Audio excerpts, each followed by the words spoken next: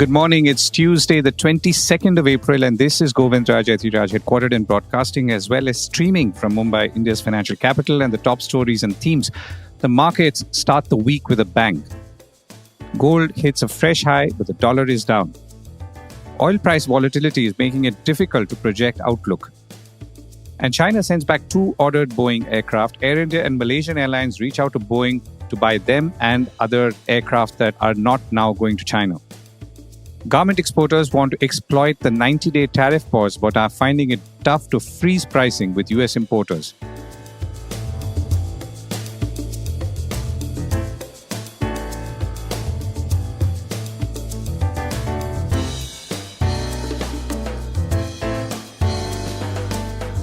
This is a core report with Govindraj Ethiraj. The markets are off with a bang.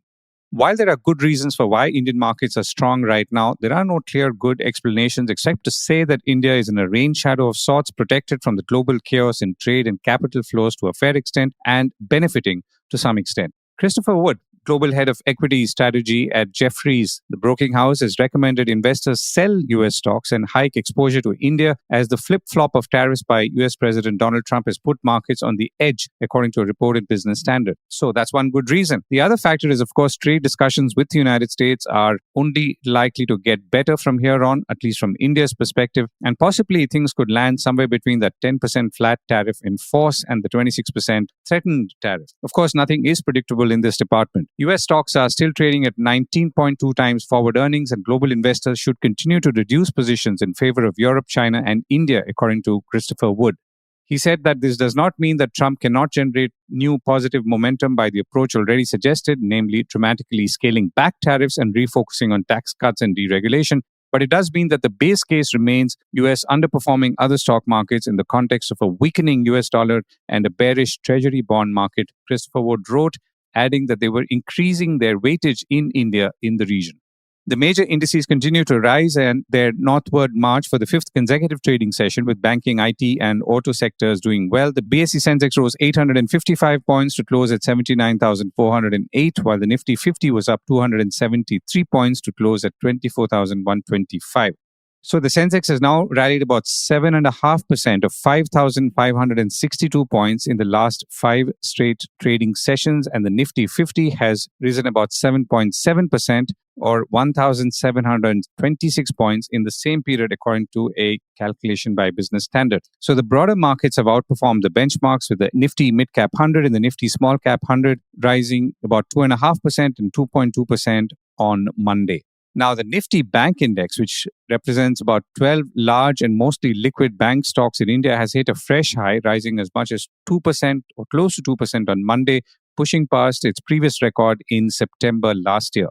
So the bank index has now gained about 7% since April 2nd, when those tariffs were announced, outperforming the benchmark Nifty 50 by more than 3%, according to Reuters, which added that Indian bank stocks are seen as being relatively shielded from the risk of global tariff tensions, given, of course, the total limited exposure to international trade. Fundamentals for most lenders also remain robust, according to analysts. Now, HDFC Bank's share price has hit a fresh record high after it posted margin expansion and an improvement in asset quality in the March 25 quarter results, which came out a few days ago. The bank, according to analysts, reported better credit growth in the last quarter of the last year, as well as stable core margins after growth calibration for the past 1 year, and amidst pressure to bring down its loan deposit ratio and manage its priority sector lending, according to a Reuters report. So the stock hit a record high of 1,950 per share before closing a little lower on Monday once again. Brokerage Motilal Oswal has raised earnings estimates on HDFC Bank by 3% for 25-26 and revised its price target on ICICI Bank 3% higher to 1,650 rupees. Meanwhile, investment bank Nomura has revised its Nifty target to 24,970 for March 2026 from its earlier target of 23,784 for December 25, and it expects the Nifty to trade at 19.5 times its estimated earnings of 1,280 rupees for 26-27, compared with an earlier multiple of 18.5 times. Now, these are obviously amongst the first positive brokerage reports that are emerging, and it will be interesting to see how other brokerages now look at India and whether there would be further re-rating on the positive side with all these shifts in capital flows. On Wall Street, stock futures were down on Monday morning following yet another negative trading week for Wall Street as investors saw little signs of progress on global trade talks, according to CNBC. Dow Jones futures were down over 400 points, S&P was down, while Nasdaq 100 futures were also down. The three major indices on Wall Street had logged a third weekly decline in the last 4 trading weeks, and US markets were closed on Friday. Gold hits new records. Gold prices are very close to the 100,000 rupee mark for 10 grams in India, but they hit fresh records on Monday thanks to recurring concerns over global economic growth and a weaker dollar, which further boosted the rally. So gold has now gone above $3,400 per ounce, which is a new record high on Monday as the dollar weakened and uncertainty over the economic impact of US-China trade tensions pushed investors to gold, which is a safe haven investment. Gold prices hit a record high of $3,424 an ounce earlier on Monday. So gold is a liquid and hedge asset and has been consistently hitting record highs and has gained more than $700 since the start of 2025. According to a Reuters report, it crossed $3,300 last Wednesday and another $100 up in just a few days. Meanwhile, the rupee has extended its winning streak on Monday as the dollar remained on the defensive thanks to investor confidence, which has now been hit by President Trump's criticism of the Federal Reserve's chief in the United States, a move which is seen by markets as destabilizing because it puts the independence of the central bank in question. The rupee closed at 85 rupees 12 paise against the US dollar, which is up for the day and touched a 2-week high of 85 rupees 4 paise against the dollar earlier in the day, that's on Monday, before slightly pulling back. The dollar index has now hit a 3-year low, dropping about 0.8% to 97.9. Asian currencies are also doing better, with the Thai baht and Malaysian ringgit rising in Asia. Analysts told Reuters that fundamentally markets are pricing in heightened geopolitical risks thanks to US tariff tensions and stagflation concerns, while resilient central bank demand offers an added tailwind for prices as well. That's for gold. Meanwhile, Reuters also reported that China has warned countries on Monday against striking a broader economic deal with the US at its expense, a move Trump is reportedly seeking from countries looking for tariff reductions or exemptions. Oil prices are volatile. So the US Interior Department on Friday said it would begin taking public input for a new 5-year offshore oil and gas leasing program that could include new zones in the Arctic and elsewhere to maximize energy development. The president ordered government agencies to identify ways to increase already record high US oil and gas production, arguing that past administrations had unnecessarily curtailed drilling to combat climate change. And he also repealed former President Joe Biden's efforts to block oil drilling in the Arctic and along large areas of the US Atlantic and Pacific coasts, according to Reuters. Now, all of this comes on the heels of already high supply promises from the OPEC, or the Organization of Petroleum Exporting Countries. And with tariff-related concerns on one side and supply surplus situations staring at the market on the other, the oil market is, not surprisingly, going through a crazy ride. I reached out to Vandana, Singapore-based energy analyst and founder of Vanda Insights, and I began by asking her how she compared the current oil market to previous years and how she was building her outlook for coming months. So I think how crazy it has been, probably both of us can agree, just when we thought that we had seen everything with COVID and the Ukraine invasion and then the Gaza war. This does go into a completely different realm, I would say. I mean, one falls short of adjectives and superlatives trying to explain what it means for global trade, global economies, the Trump's tariff blitz that he has unleashed. So, unfortunately, I don't see crude settling into calmer waters, at least until the dust has settled on initially this 90-day period, which Trump has set out for trade partners to sign deals with. But even after that, somehow, Govind, I feel reluctant to say that we may enter a calmer period, a period with a more predictability. It's really hard to say because, what he has sort of unleashed onto the world is totally unprecedented. So it's very hard to see. But overall, where does this all come down for oil? I would say is continued uncertainty. That uncertainty particularly relates to demand because the uncertainty with tariffs is with regard to the global economic growth. Right. We've also seen both the International Energy Authority Agency and the OPEC, the Organization of Petroleum Exporting Countries, lower their demand forecasts, though differently. At the same time, OPEC is increasing its production. At the same time, US is being projected to slow down and China is also facing pressure. So there are both the demand center, two big demand centers are likely to see slowdown in as things stand. But at the same time, the supply side, we seem to be seeing an increase. So how is all this computing?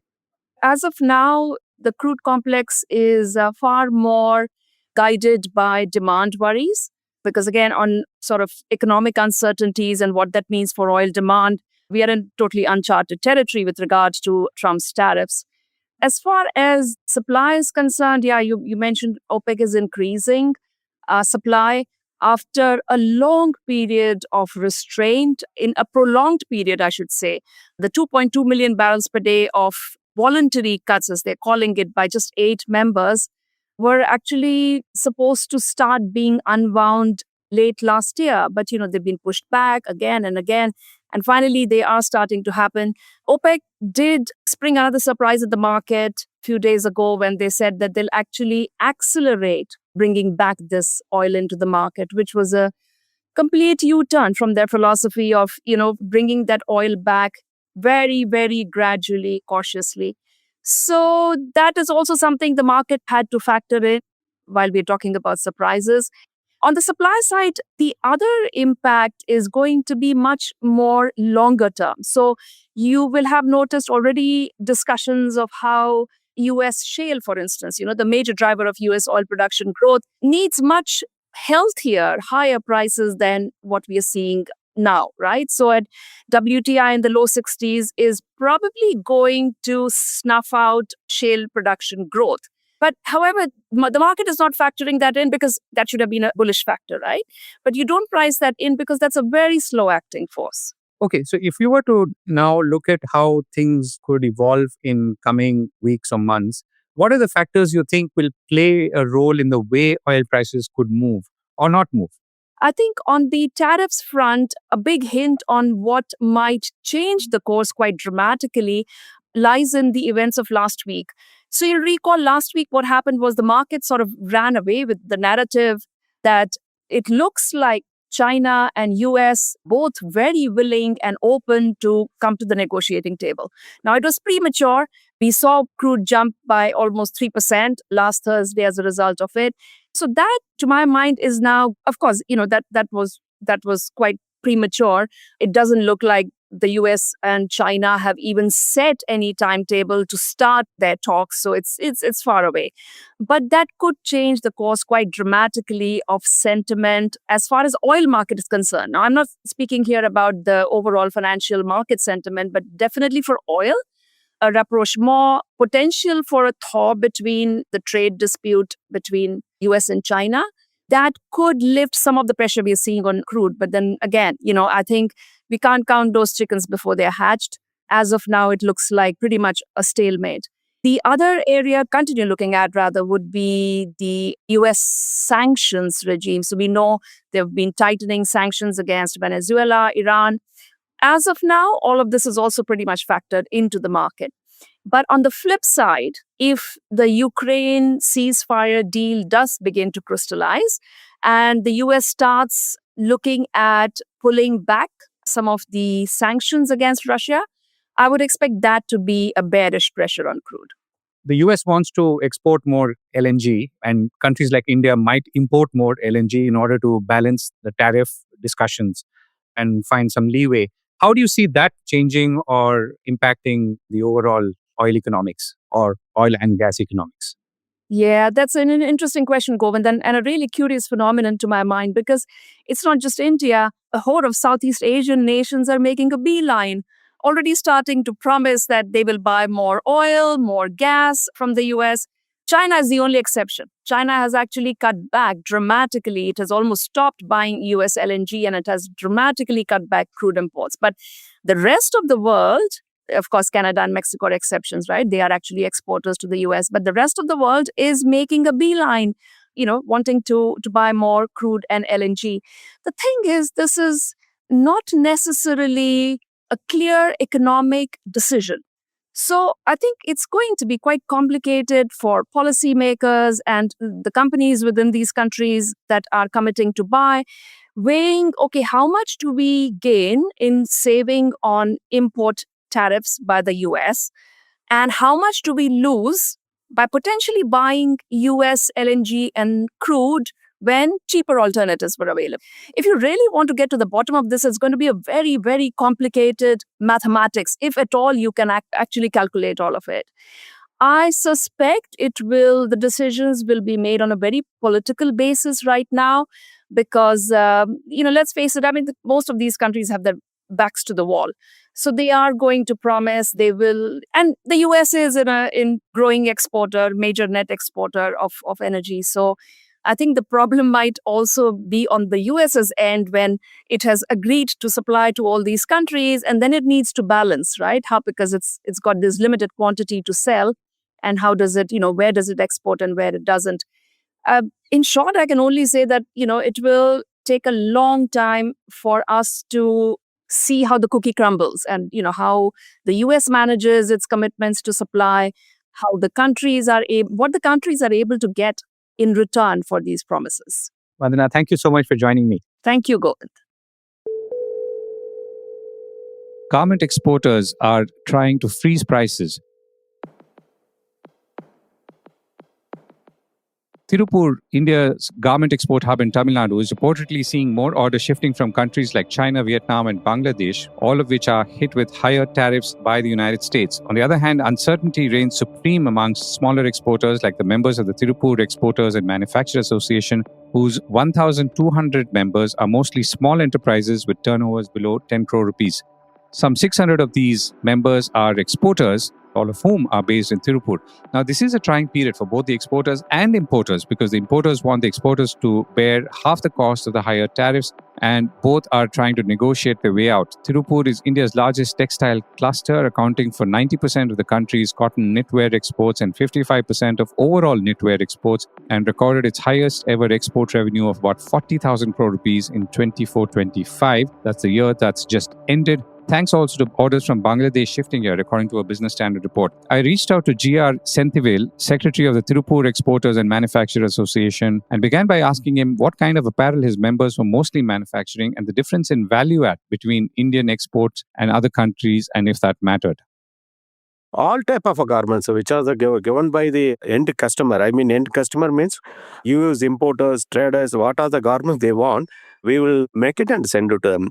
T-shirts, collar shirts, track pants, nighties, ladies items, innerwears, everything. It is depends upon the customer's requirement we are making and we will say export the. Are we able to do higher value added items as compared to, let's say, other countries like Bangladesh or Vietnam or China, or is it the same kind of product that we are also manufacturing? Value added means it is depends upon the product. Suppose basic garments is maybe $2, $3, $4. Sometimes collar shirt will come to $5 to $6. Including the track pants, it will come to $7 to $8. Depends upon the product. The customer value is fixed by the end customer. And when you say $3 to $4 or $5 to $6, this is the price it leaves from India, right? Or is it the landed? Price is fixed by the customer who is buying our garments. Most probably 90% of the transaction will be in the USD only. Apart from some Europe countries, will do it in the euro. Right. And this is the export price, right? This is not the landed price in the US, or is it landed price? No, it is only the export price. Sometimes they will ask for a CNF. So that's my next question. So after we've seen some increase in tariffs, we are already, I think, looking at a 10% tariff on exports to the US. So are orders now factoring that 10% in, or is that 10% being borne by the importer at this point? The negotiations are going on between the manufacturers and customer. They are insisting for that sharing ratio 50-50. Already we got a 16% of taxation in the US exports. Now the government is increased it 26. That means 10% is more. Customer is insisting for the 50-50. Some customers ask for the 10% deduction in the rates. Otherwise, we hold the shipments, hold the productions, no further order. Like that, this startup things are going on. But still now, they also don't know what their government will do. The US counterpart not 100% about what their government is going to do. If it is they fix it with 26% means next month maybe this Trump will do for 46% means what will be the business solution? So it is not the right time, right thing for them to decide how to fix this problem. As I understand, your exporters have been getting more orders because the tariffs are higher on Bangladesh and China and Vietnam. Now, what's your sense? I mean, in terms of capacity, I mean, today, what is the output that your members are able to produce and how much more can they do if orders increase? Sir, it is not a problem for us. There is no problem for the manufacturing capacity with knitted garments or a textile. We got enough of our sources. But I don't think so. This Bangladesh and other Vietnam and this problem will exist for some more time because all will be the political gimmicks as per my view and my association view. All this will be the political gimmicks. This is a right time for our state central government to interfere in this one to safeguard all the exporters. It is their duty. While we signing in the WTO, you had the World Trade Agreement before 10, 20 years before. All our subsidies and other things are removed from government policies. We got incentives in our export value that is called a drawbacks. Initially, it is on 16%, then it will come reduce to 11%, then it is reduced to 9%, then it is reduced to 7.5%, then it is reduced to 5%. And the one fine morning, they told that is only 1%. What they told the government was, we got information that the government people is told that while we signing the WTO and the GATT, we have to close all our subsidies to the industry. For the benefit, the counter governments is not raising the other taxes. So that equally that other exporters and manufacturers of all the countries to do the business in the common way. What I'm trying to understand is how Tirupur's exporters are able to navigate this period. As in, you're increasing capacity or increasing output because right now there is a window open, but that window may also close after 2 months or so, in which case would we be at a disadvantage once again? And if so, how are manufacturers gearing up for it? The window is not at all open, sir, because all the exporters and manufacturers and the importers are waiting. They are holding the transactions, sir. They are holding the orders, holding the business to wait for the final outcome. Unless otherwise some sort of solution will arrive by the governments, there is no use of going for the other steps. Our industries are telling that if US government is imposing this taxation means we will get benefited. Yes, general view, that's our view. It is not going to be happen. Are you saying that at this point, most of the manufacturing amongst your 1,200 members is on hold? No, not like that. We are doing US also. We are doing Europe. We are doing South Africa. We are doing Mexico. We are doing Brazil. United States, what the importers are telling that, go slow the productions. We will wait for that. Then they are also finding some solution how to tackle this problem. We are working on it. A lot of things are going on in between exporter and the trader. How to sort out this problem. We are also representing our union government, central government, to give some relief to help small and medium scale people by the way of giving the drawbacks. Once again, they are giving the drawbacks and also reducing the bank interest rates. And don't push the GST and the government agency to the collecting mode severe on this exporters and manufacturer on taxation payout. So we are requesting our union government to give subsidies, cut in the interest rates. Like that, we are pushing for the central government. What is your profile of your members in terms of total numbers currently and where are they mostly based? Based on Tirupur. And how many members in all? Sorry, actually 1,200. In that 1,200, approximately 600 members are the exporters. Okay. Thank you very much for joining me, Senthil. Thank you, sir. Thank you. Meanwhile, Reuters is also reporting that the government in India is all set to impose a temporary tariff called a safeguard duty of 12% on steel imports to try and curb a surge in cheap imports from China and elsewhere. The proposal to impose this tax has been around for a few months now. Action in the aircraft import market. It's interesting how tariff wars can play out. China is now sending back Boeing aircraft, including 2 Boeing 737-8 MAX aircraft with liveries to Boeing that went between yesterday and the day before. With more cancellations likely thanks to the high tariffs on imports into China, other airlines are moving in. Air India is looking to take Boeing planes that have been rejected by Chinese carriers, according to Bloomberg, joining Malaysian Airlines, who's also believed to have made similar overtures. Chinese airlines were told by the government not to accept Boeing aircraft, according to a Bloomberg report last week, after Beijing set reciprocal tariffs of up to 125% on US-made goods. At a roughly $55 million tab for one aircraft, that's a Boeing 737, approximately that is, you could imagine what the price would be post-tariffs. Air India plans to approach Boeing about acquiring a number of jets. The US plane maker was readying for Chinese airlines before reciprocal tariffs thwarted the handovers, Bloomberg said, adding that Air India is also eager to take up slots for future deliveries should they become available. Air India had earlier accepted 41 737 MAX jets originally built for Chinese airlines, whose deliveries had been deferred due to issues including safety concerns with lithium batteries in the plane's cockpit voice recorders. Malaysian Airlines parent company Malaysia Aviation Group is talking to Boeing about acquiring new jets that become available if Chinese airlines stop taking those deliveries, according to Bloomberg, which reported its managing director speaking to Malaysian state news outlet Bernama. MAG, owned by Malaysian sovereign wealth fund Khazanah Nasional, has been steadily growing and renewing its fleet and aims to operate a narrow-body fleet of 55 new generation 737 MAX aircraft by 2030.